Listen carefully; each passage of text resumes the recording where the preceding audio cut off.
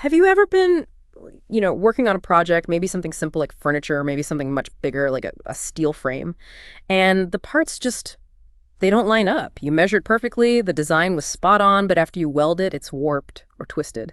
It's so frustrating when that happens. Well, today on the Deep Dive, we're tackling exactly that problem. Our mission is to get into the real practical methods engineers and welders use to, well, master distortion. We're going to look at how they stop it from happening, or if they can't stop it, how they cleverly work with it. It's about making this annoying problem predictable. That's right. And we'll explore two main angles here, and they often work together. First, the hands-on stuff, right? Techniques like presetting or using restraints during the actual welding. And then we'll shift gears and look at the planning stage, the strategic decisions made in the design itself, way before you even strike an arc. Understanding both is, well, it's key for accuracy and avoiding costly fixes later. Okay, let's unpack those hands-on strategies first.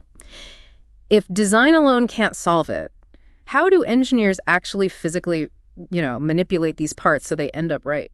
Sounds tricky. It can feel a bit like magic sometimes, but the choice, presetting, pre-bending, or restraint, that's a calculated one. Depends on the component, size, complexity, cost, obviously, and importantly, how much residual stress you can live with. Right. So tell us about presetting. You mentioned it sounds counterintuitive. Are you really setting it up wrong on purpose? That's pretty much it. Yeah, that's the clever part. You position the parts with a specific, deliberate offset before you weld. The idea is that the distortion you expect from welding the shrinkage as it cools actually pulls everything into the correct final position, like aiming a bit left to hit the target. Wow. So you're actually using the distortion itself as part of the solution. What's the big advantage there? Why do it that way? Well, the main benefits are pretty significant. For one, you don't need expensive, heavy clamps or fixtures. And maybe more importantly, because the material isn't fighting against restraint as it shrinks, you usually end up with lower residual stress in the final piece. Lower stress, better structural integrity. Makes sense. Exactly. But, okay, here's the obvious challenge, isn't it? How on earth do you know exactly how much to preset? Predicting how metal warps seems difficult. Oh, yeah, you've hit the nail on the head. It is hard to predict perfectly. That's why trial welds are often essential. The distortion can change a lot depending on the process. For example, with stick welding, MMA, or maybe MIG-MAG, a butt joint might tend to close up ahead of the weld pool, but switch to submerged arc welding, SAW, and that same joint might actually spring open during welding. Wait, hold on. Why would SAW be different like that? It's mainly down to the much larger weld pool and the different way it heats and cools compared to MMA or MIG-MAG. SAW puts down a lot more metal, a bigger volume, and as that cools, it just exerts different forces. So those trial welds, they have to be really representative of the actual job, same materials, same thickness, same process. It needs to mimic the real thing to get a good prediction. Okay, so presetting is powerful, but needs careful testing, maybe better for simpler parts. Generally, yes, or where you have the time and resources for those trials. Now, another technique is pre-bending, or sometimes called pre-springing. This involves pre-stressing the whole assembly before you start welding, specifically to counteract the shrinkage you know is coming. Can you paint a picture of that, like a practical example? Sure. A common one involves using strong backs, stiff beams, and wedges. Imagine welding a long seam between two plates. You might use these strong backs and wedges to slightly bend the plates away from where you expect them to pull in. Then, after welding, once it's cooled and shrunk, you knock out the wedges. The pre-stressed plates then spring back, ideally right into perfect alignment. Another neat trick is using diagonal braces and maybe a jack in the middle. You can use these to pre-bend the fixture, holding the parts, not the parts directly. This helps counteract distortion if the welding isn't perfectly balanced, especially on big structures. Okay, so presetting and pre-bending rely quite a bit on prediction and feel. If those are tricky, what's the method people turn to most often, especially for high-precision work? That would definitely be restraint. Yeah, because getting presetting and pre-bending just right can be difficult. Restraint is, well, it's the most widely used approach. The basic idea is simple. You physically hold the parts in place, clamp them down, tack weld them, use fixtures, whatever it takes to minimize movement while you're welding. Right, but holding things rigid like that, metal wants to shrink when it cools. Doesn't fighting that cause its own problems, like stress? Absolutely. That's the trade-off.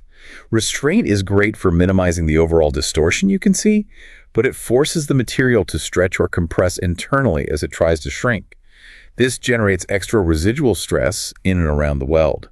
And more stress means a higher risk of cracking. particularly if the material is prone to it. So how do you manage that risk? You can't just clamp everything down and hope for the best. No, definitely not. Careful planning of your welding sequence, where you weld and in what order, is crucial. And preheating the material before welding can make a big difference too, making it less brittle and reducing the stress buildup. Okay, so what kind of tools are we talking about for restraint? What does this look like on the shop floor or out on a construction site? There are a few key things. Welding jigs and fixtures are really common. These are custom-built frames or supports designed to hold the parts exactly where they need to be. A good fixture holds everything accurately, but also lets you get the finished part out easily. Then you have flexible clamps.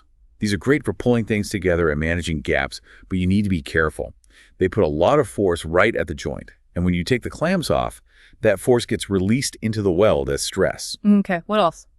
Well, especially for site work, strong backs and wedges are really popular. We mention them for pre-bending, but they're also used purely for restraint. You place these stiff beams across the joint, wedge them tight.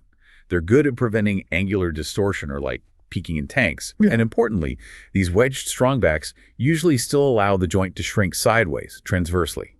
That bit of movement significantly lowers the cracking risk compared to locking it down completely. Which brings us to the most extreme option, I guess, locking it down completely. Exactly. Fully welded strong backs. These are strong backs that are actually welded directly to the parts on both sides of the joint. They offer the absolute maximum control. They stop angular distortion and that sideways shrinkage. But, as you'd expect, they generate the highest level of stress and therefore carry the highest risk of cracking.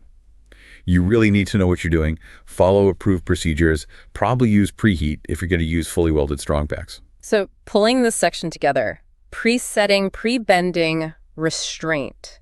It's all about actively managing how things move and the stress that builds up during welding. Precisely. It's this constant balancing act, isn't it? You want dimensional accuracy, but you have to manage that cracking risk, especially with the heavier forms of restraint. It underscores why having tested procedures and using things like preheat is so critical. Okay, that covers the hands-on stuff. But you mentioned earlier that prevention can start way before that, right? At the design stage. Yeah. So what can someone sitting at the drafting table, or maybe nowadays the CAD station, do? Can distortion be designed out? Absolutely. In many cases, the best prevention happens right there. It's about thinking ahead. Every weld you specify is a potential source of distortion. So the core principles are things like, can we eliminate some welds altogether? Can we place the welds more smartly? Can we reduce the sheer amount of weld metal?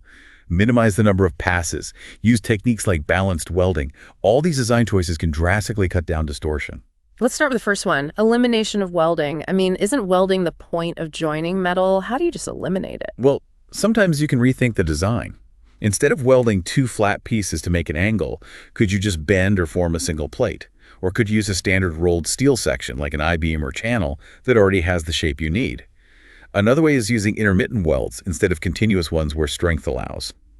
Think about attaching stiffeners to a plate.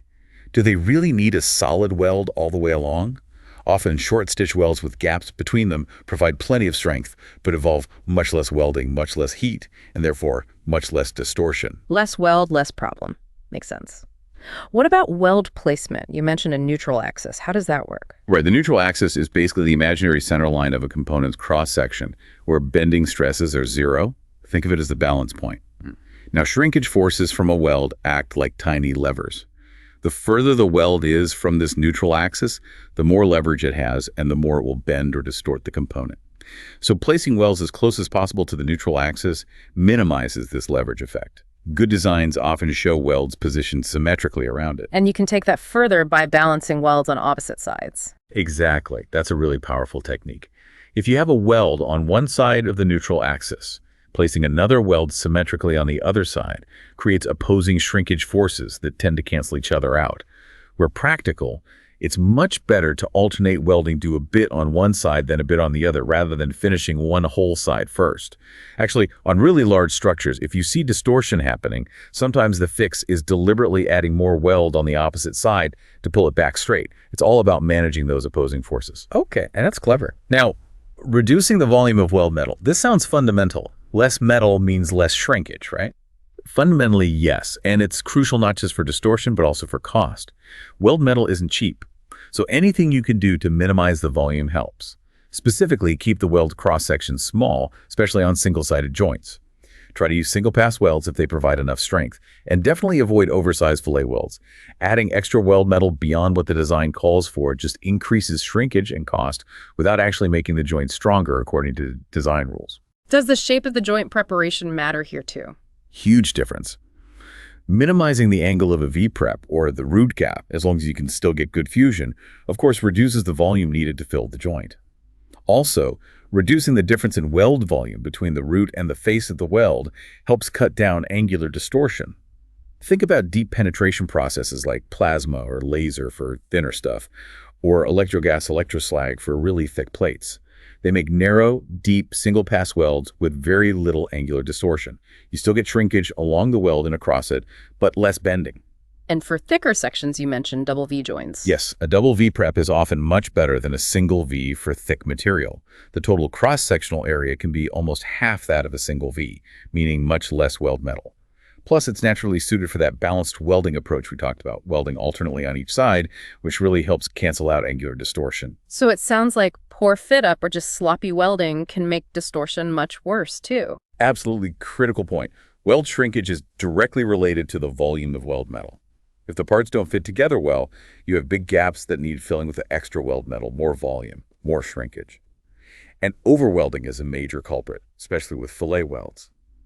Let's say the design calls for a 6mm fillet leg length, but the welder puts down an 8mm leg. That might look stronger, but the design strength is based on the throat, not the leg, and often doesn't increase. You've just added, nearly 60% more weld metal? That adds cost and significantly increases shrinkage and distortion for no benefit. Right. Okay, what about the number of weld runs or passes? You hear different things. Is it better to do one big pass or lots of small ones, reducing the number of runs? Yeah, that's a classic debate. There are arguments both ways. Generally, for angular distortion and things like single-sided butt or fillet welds, the evidence suggests that one large single weld deposit causes less angular distortion than the same volume put down in multiple small runs. In fact, for an unrestrained joint, the distortion is roughly proportional to the number of passes. So fewer passes is better for angular distortion. For angular distortion, often yes, but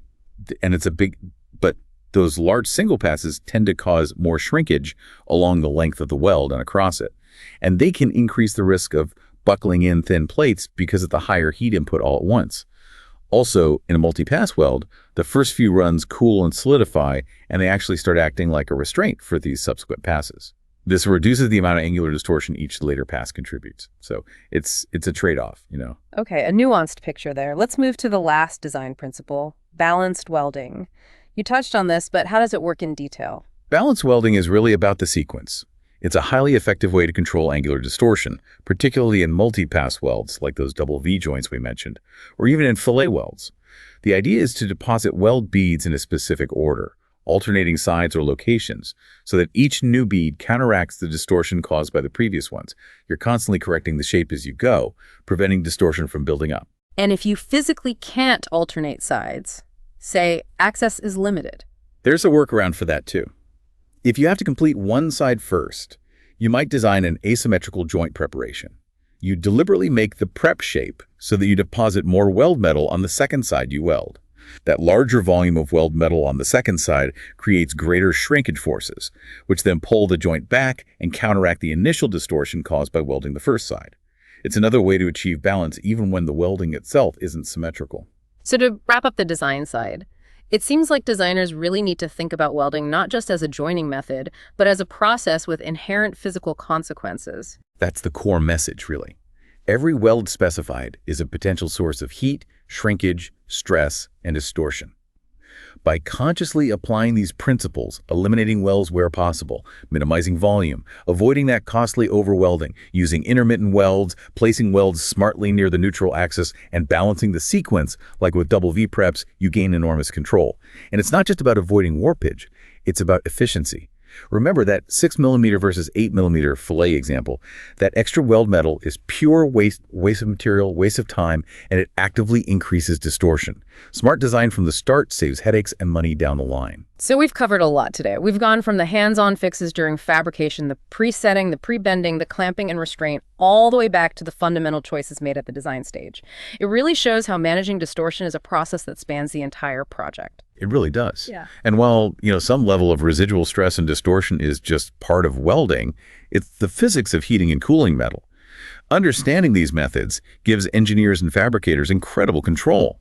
From making clever choices on the drawing board about weld volume and placement, to using precise techniques on the shop floor to anticipate and counteract movement, it's possible to turn this potentially major problem into a manageable variable. And maybe there's a broader lesson here, too. These principles of anticipating forces, counteracting them, designing systems to be inherently stable, they apply in so many areas, not just metalwork. Think about it. Right. Where else in your work or even your life could a little bit of presetting or pre-bending anticipating challenges or just more thoughtful initial design prevent problems later on? Something to think about.